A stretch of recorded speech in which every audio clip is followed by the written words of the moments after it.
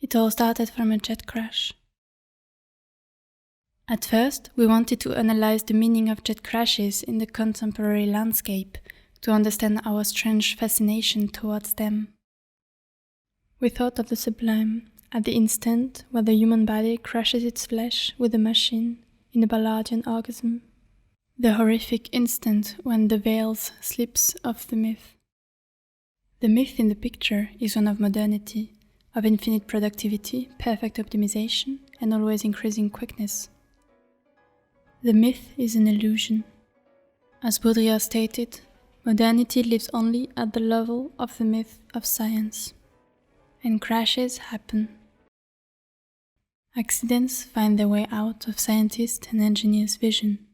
They punctuate the history of modernity, milestones of its technological development, haunting the subconscious of modern life.